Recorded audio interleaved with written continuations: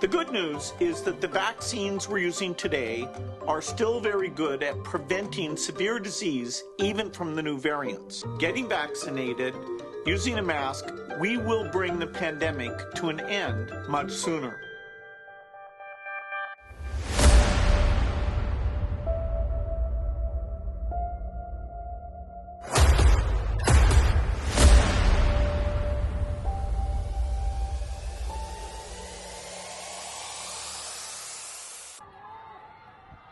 El mundo se debate en la desinformación.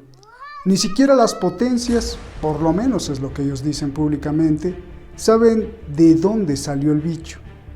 Se acusan entre sí, y los científicos, después de estudiar tanto, dicen que el virus que se encontró a unas calles del laboratorio de Wuhan fue culpa muy probablemente de un animalito. Pero cuando la gente cuestiona, entonces sí, la guillotina. Si Galileo hubiera vivido en esta época, ya lo hubieran matado varias veces. Soy Roberto de la Madrid y esto, que es suyo, Detrás de la Razón.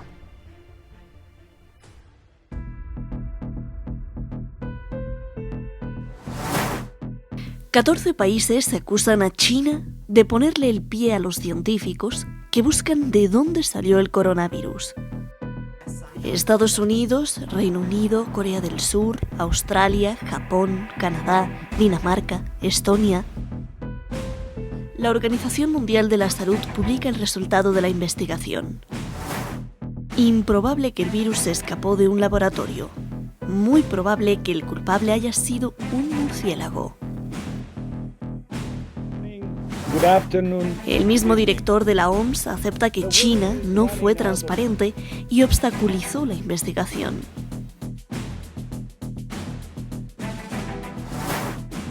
A China no se le critica, todo lo hizo muy bien, contesta el Partido Comunista.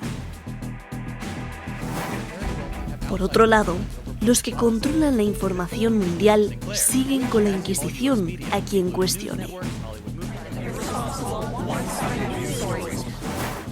Robert F. Kennedy Jr. fue expulsado de Instagram por cuestionar las vacunas y el coronavirus. Muchísimas gracias al equipo Detrás de la Razón y muchísimas gracias a usted, como siempre le digo, y no me cansaré, pero usted tampoco, de decirlo. Hoy tenemos a dos grandes personalidades muy importantes en el mundo de la analítica de lo que pasa en el mundo.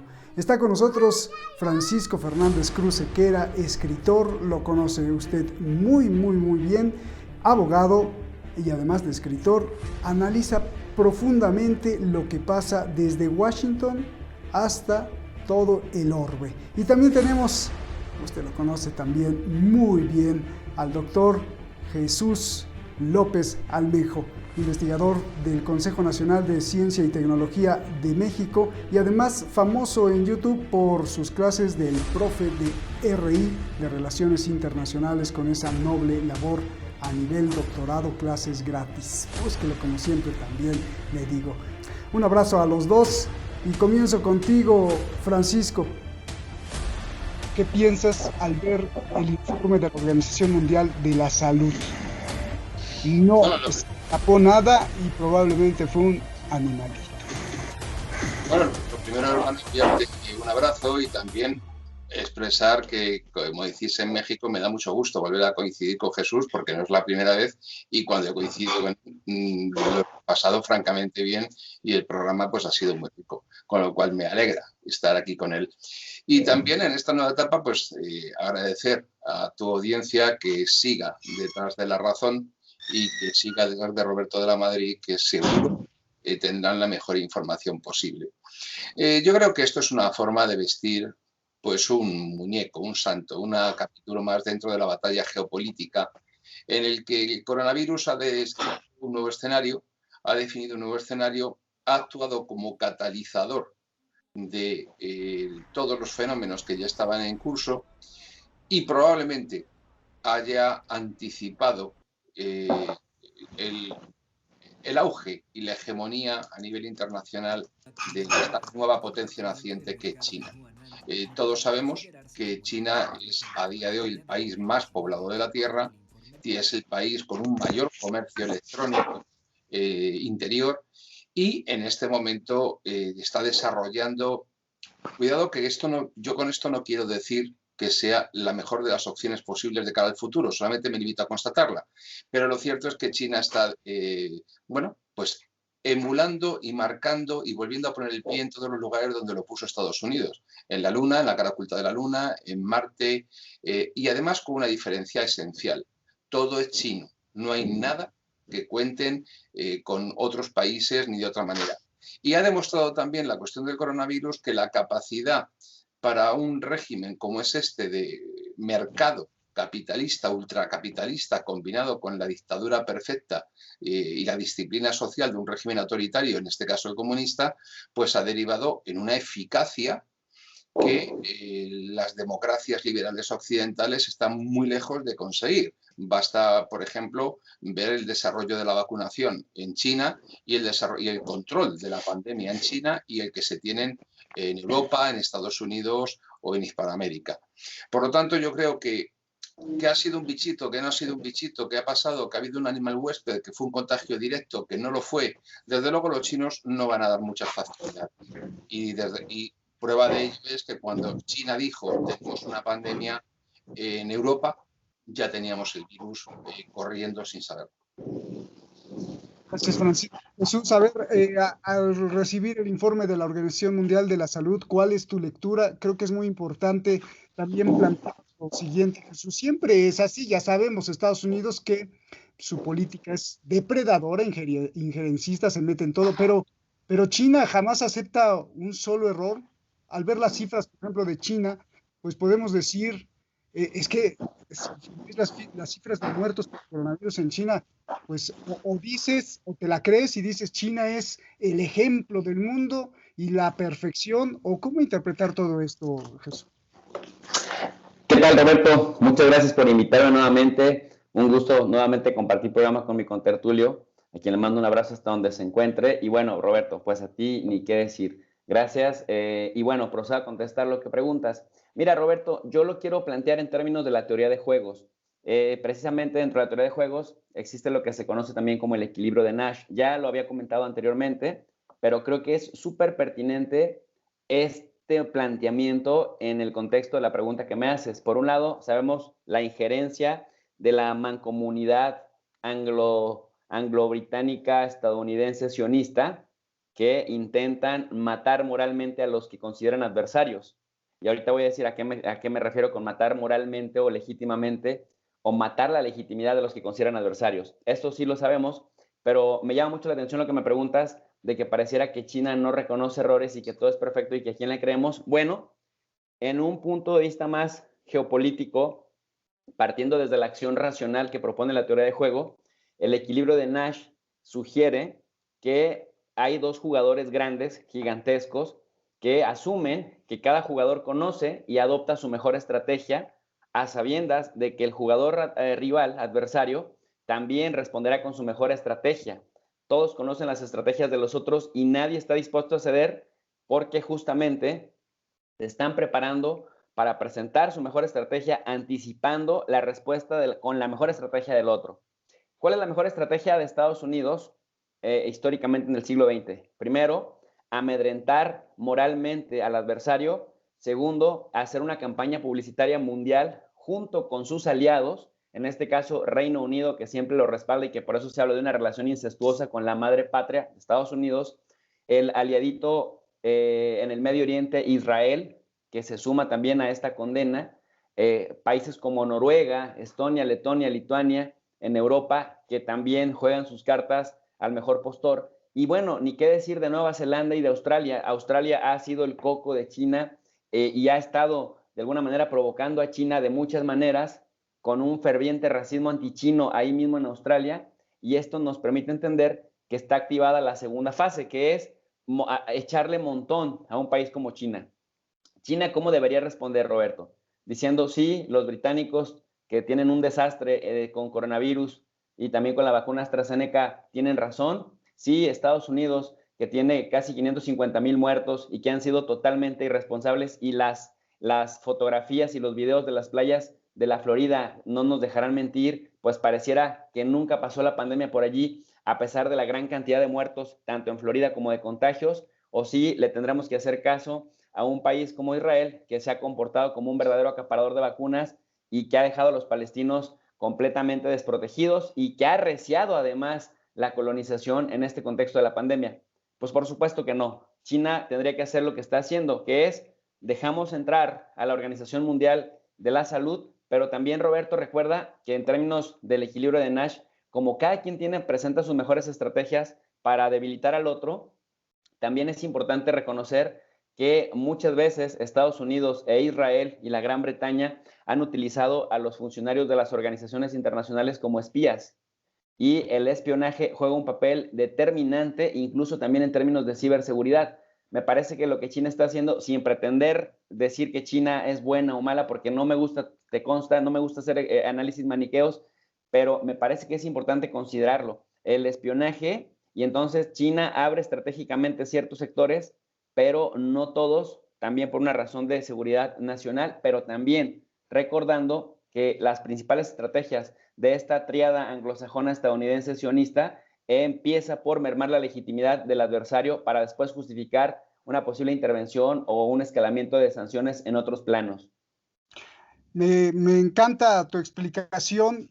Creo que utilizando esta teoría de Nash, pues nos ejemplifica más o menos cómo se están moviendo las grandes placas tectónicas. Pero aquí hay un gran debate, y aquí se puede dar también un gran debate porque Francisco es abogado y tú defiendes al individuo. Entonces, sí, Jesús nos está explicando cómo se mueve a nivel gigantesco, a nivel geopolítico, pero un individuo chino, un individuo español, un individuo estadounidense, una persona diría, sí, bueno, pero la teoría de Nash ni me satisface moralmente, que hoy en día yo creo que es muy importante la confianza de cada quien, de cada individuo, de decir, estoy haciendo lo correcto, no estoy haciendo lo correcto, quién tiene la razón, para dónde me digo, cómo conciliar eso, Francisco. Y tú que eres abogado, me puedes dar por lo menos una alternativa. Bueno, más que darte una alternativa en ese sentido desde el punto de vista de un jurista, sí hay que considerar que la asunción de responsabilidades en un momento determinado por parte de un país respecto de un tercero por no haber actuado de forma suficientemente diligente, podría dar lugar no ya a sanciones, como bien dice Jesús, sino también a reparaciones. Obviamente, ningún país jamás va a reconocer ningún tipo de responsabilidad en ni falta de diligencia, ni negligencia, ni imprudencia, en nada que tenga que ver con el coronavirus, porque el monto, los cálculos, los números, pues no sé, podríamos vender la tierra y no habría para pagarlo, ¿no? Con lo cual, eso es impensable. Pero luego sí, en ese concepto de individuo que tú haces hincapié, quisiera subrayar lo siguiente. La mentalidad globalista nos hace querer ver o nos quiere imponer la visión de las cosas de que todas las cosas tienen un valor universal, global. Es decir, el concepto individuo, el sujeto de derechos, el ciudadano, no es lo mismo en Estados Unidos que en China, que en la India, que en Rusia, que en Alemania. Es decir, existe una antropología. En toda civilización existe un concepto del individuo. En las sociedades orientales en general, sea Japón, sea Corea, sea Vietnam, sea China, el papel que ocupa el individuo como tal es muchísimo más débil que en los sistemas liberales individualistas, en el que el individuo se erige como sujeto primordial de esa sociedad, vía contrato social. No, en estas sociedades el sujeto lo es en tanto en cuanto está inserto en una comunidad familiar, en una comunidad de vecinos, en una comunidad de trabajadores, es decir, la comunidad se impone. Y esto forma parte de la dialéctica entre esos dos grandes poderes y esas dos grandes visiones del mundo que chocan a nivel mundial. Por un lado, los países que representan la existencia de fronteras, las identidades más o menos fuertes y los poderes no globalistas que no pretenden establecer su modo de vida como universalmente válido, y luego un capitalismo que pretende establecer el mercado como un único criterio, haciendo tabla rasa de todas las diferencias de idioma, de lengua, de cultura, de religión, de hábitos, de costumbres, de tradiciones, que sería la idea globalista que con Biden evidentemente ha vuelto al timón de la Casa Blanca. En la medida en que es así, pues evidentemente el concepto de persona es muy diverso y además antagónico incluso, ¿no?, entre las potencias de Eurasia y la Oye, potencia Francisco, anglosajona que trata de cercarlo. ¿y tú crees que eso lo sepa Washington, Pekín, Lo Moscú? saben, lo O no saben. les importa, simplemente no les importa, o sea, porque ya lo vimos, Estados Unidos no les importa, por ejemplo, en Oriente Medio cómo se concibe la individualidad o la religiosidad, pero a los de Oriente Medio o a Pekín también les importa cómo se concibe la individualidad en Europa, o no importa, o están tratando de ver la individualidad en Europa o en Occidente con su perspectiva, o cómo, Es cómo que resuelve. si algo ha apuntado acertadamente Jesús, ha sido que este informe ha sido criticado por Estados Unidos y los países que se integran de forma primordial en las estructuras militares de las alianzas militares de Estados Unidos. Los países bálticos, Rumanía, están presionando en este momento a Rusia con fuerzas militares de la propia OTAN. El Quad de Asia, Australia, Nueva Zelanda, exactamente lo mismo respecto del mar de China Meridional. Es decir, está claramente dividido la crítica respecto de ese informe entre unos y otros. Y por supuesto que lo tienen claro, porque precisamente esa es la dialéctica que se establece, con otras palabras, entre la multipolaridad y la unipolaridad. Cuando hablamos de algo unipolar, no estamos hablando solamente de Washington. Hablamos de Washington como expresión del poder financiero global, del complejo militar industrial, de la minoría sionista que controla toda la estructura de los Estados Unidos, porque la gente tiende a ver a Estados Unidos e Israel como países aliados, y no es así. Estados Unidos no tiene la influencia, el poder y la capacidad de decisión dentro de Israel que tienen los israelíes dentro de Estados Unidos. Entonces, claro, evidentemente esa minoría dentro de Estados Unidos pesa muchísimo y esos poderes, yo me atrevería a decirlo de un modo resumido y en síntesis, como que la Casa Blanca es la expresión del poder de Wall Street. Y no hay más. Bien, antes de entrar a la otra pregunta, Jesús, tu réplica de lo que dice Francisco, y me parece prudente hacer hincapié de que, por ejemplo, pues una persona de a pie nos podría decir o te podría decir, bueno, pues está muy bien la teoría de Nash que explica los juegos del poder, pero oye, se acaba de morir mi padre, se están enfermando mis sobrinos, y Jesús. Sí, querido Roberto. Mira, más que una réplica a lo que dice Francisco, en realidad estoy de acuerdo con lo que ha dicho. Quisiera complementarlo ahora que mencionaba el tema pues de Eurasia, que hablaba del factor geopolítico. Yo quisiera recordar, porque tiene todo el sentido del mundo, si lo conectamos tanto por lo académico como por lo político, este texto de Zbigniew Brzezinski, que publicó en los años 90, del Gran Tablero Mundial, la supremacía estadounidense y sus imperativos geoestratégicos. Este libro, pues de 7 capítulos, me llama la atención particularmente 3 para el caso completamente de China, aunque parece que habla de Europa y de Eurasia, en realidad también en el capítulo 6, pues le preocupa muchísimo China y le llama de hecho el ancla del lejano oriente.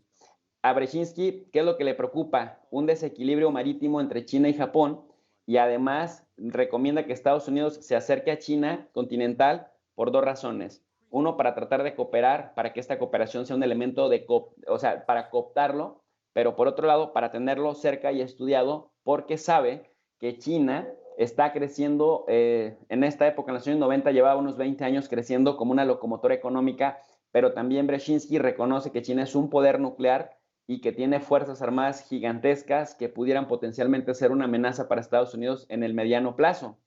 Y además, pues advierte que es el poder dominante de lejos en Asia-Pacífico.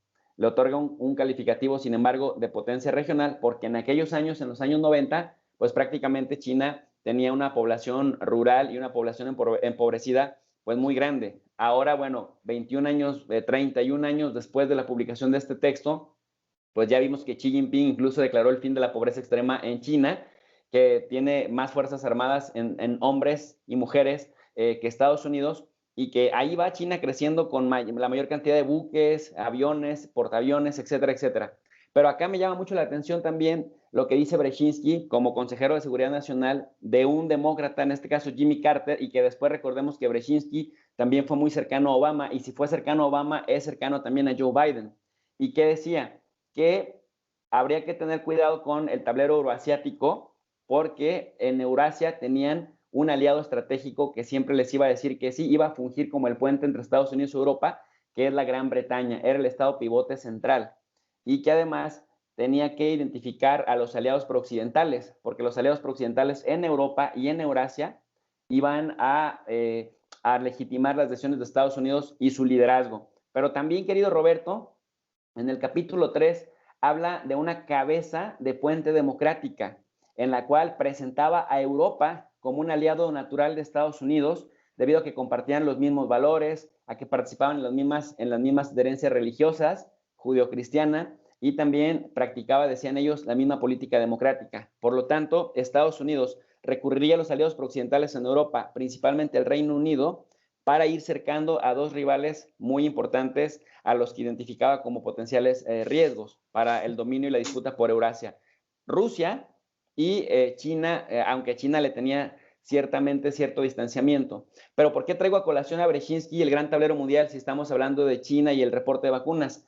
Porque con la llegada de Joe Biden se retoma esta política globalista, se siguen consolidando relaciones más estrechas con Israel, con el Reino Unido, y se recupera la relación con los aliados prooccidentales en Europa. Si revisamos cuáles son estos 14 países, a mí me llama la atención la participación de Noruega, de Estonia, Letonia y Lituania, que parecen jugadores minúsculos en el contexto europeo, que de hecho lo son en comparación, por ejemplo, con España o con Francia o Italia o Alemania, pero que sin embargo, pensándolo en términos de número, en términos de lo que le gusta a los aparatos de propaganda estadounidenses, es decir, 14 países, de los cuales muchos son europeos, entonces cambia el sentido y cambia la lógica de posicionar una idea colectiva en la cabeza de la gente, del receptor del mensaje. En ese contexto, pues, Europa, francamente, sigue actuando de aliado arrodillado de Estados Unidos, siguiendo en sus incoherencias a los estadounidenses. A veces España es medio crítica, a veces Francia es medio crítica, pero a la hora de tomar decisiones se arrodillan ante Estados Unidos,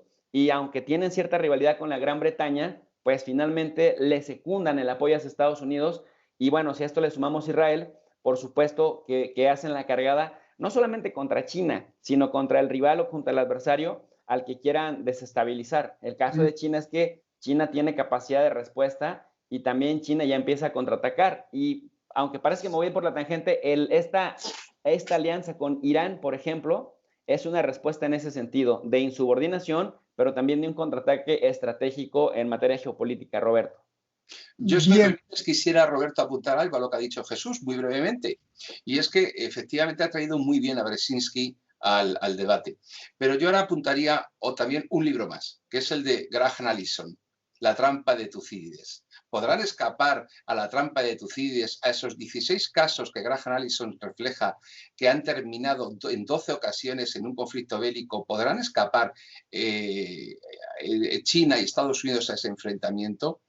Ha traído muy bien la idea de Europa como vasallo europeo, pero cuidado, ahora ya hay matices.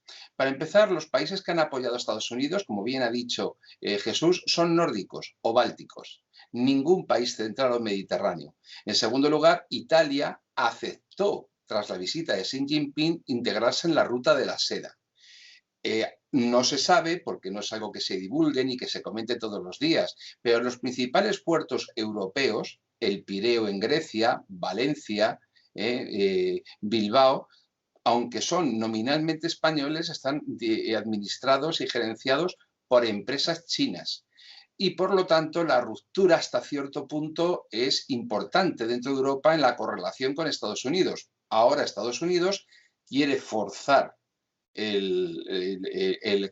la construcción del Nord Stream 2, que no se construya, ha forzado a las empresas a retirarse, pero eso va en contra de los intereses gasísticos y energéticos de Europa y alemanes. Estados Unidos quiere imponer un gas más caro, que impone un proceso de licuación una vez llega a Europa frente a unas reservas de energía de origen ruso. ¿Por qué? Porque si ese gasoducto se construye, Ucrania dejaría de percibir el canon que percibe de Rusia por pasar el gasoducto a través de su territorio. Pero claro, evidentemente yo ya no veo tan clara la correlación europea respecto de Estados Unidos. Y un detalle más, el propio Allison en su libro expone la política que bien acertadamente ha señalado Jesús, que indicaba Brzezinski, el que hay que complementarse con China para que nuestras economías estén imbricadas de tal manera que hagan imposible un conflicto. Pero eso se acabó en 2017, cuando el Departamento de Estado y el Pentágono decidió abiertamente publicar un documento en el que dice que China es el enemigo. Y a partir de ahí se habla de forma permanente como que el conflicto entre Estados Unidos y China, y me refiero al conflicto militar, bien sea de baja intensidad, de alta intensidad, a través de terceros o como sea, es algo inevitable a corto plazo. Hasta hace poco se hablaba de 2030, ahora ya se estaba hablando de 5 años. Por lo tanto, todo esto, esta situación de la correlación de fuerzas nos presentan a unos Estados Unidos que lidera un bloque que sigue siendo militarmente muy fuerte, porque su tecnología le hace fuerte, pero cada vez más débil en sus alianzas y más débil en su economía. Bien. A ver, yo les aviento otra pregunta. Me parece perfecta todas estas explicaciones, pero también habría que valorar esta hipótesis. ¿Y si nos están tomando el pelo a todos? ¿Por qué lo digo? Muy simple, es una pregunta muy ingenua, pero creo que los grandes políticos, y sobre todo de las grandes potencias, apelan o usan la falta de memoria social. Es decir, a veces nosotros, los seres humanos, a nivel colectivo y social, somos como pececitos. Se nos olvida qué pasó hace unos años y entonces vemos al nuevo, entre comillas, político, pero ese político hace 15 años estaba haciendo otra cosa y apelan a eso. ¿Por qué lo digo? Porque ahora que curiosamente el señor Tedros, el mandamás de la Organización Mundial de la Salud, se está pareciendo a Donald Trump criticando a China, cuando estaba Donald Trump era defensor de China. A ver, explícame, Jesús, eso. ¿Eso también entra dentro de la teoría de juegos? ¿O es que probablemente hay una organización supranacional que nos está tomando el pelo a todos, o es simplemente conspiración? Pues mira, Roberto, querido, más que conspiración, sí concedo cierta parte de razón cuando hablas de que las élites nos toman el pelo, como decimos acá en México, aquí y en China. Es decir, por supuesto que las élites necesitan discursos legitimadores de sus acciones, pero si a esto le agregamos además que buscan desarrollar pragmatismo político, porque a través del pragmatismo pueden conciliar situaciones críticas en las que pueden evitar conflictos abiertamente directos, lo hacen y recurren a ello.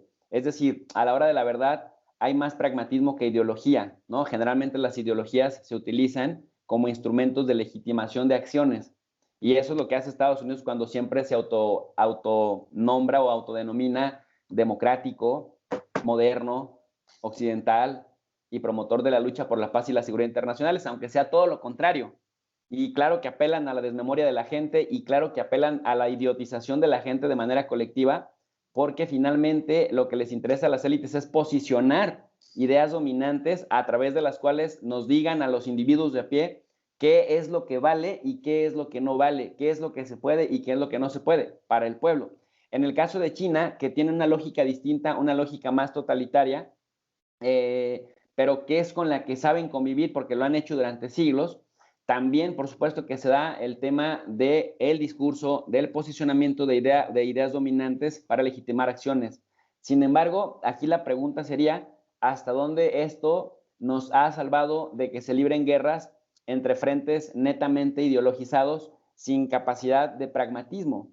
En ese sentido, no lo veo mal. Y aquí pensaría más que en la teoría de juegos que mencioné al principio o más que en el enfoque geopolítico de Brzezinski, pensaría en la teoría realista, el realismo político de las relaciones internacionales, sostiene que en la interacción internacional las relaciones no son como deberían ser, sino son como son. Y que además los intereses se definen en términos de poder. En la medida que uno gana poder, el otro lo pierde y viceversa. Por lo tanto, los actores se comportan de tal manera que puedan incrementar su poder en detrimento del poder del adversario. Creo que por ahí iría encaminado el enfoque. Los principios, los venenos, ¿no? Oye, Jesús, les hago hincapié de los resultados del coronavirus porque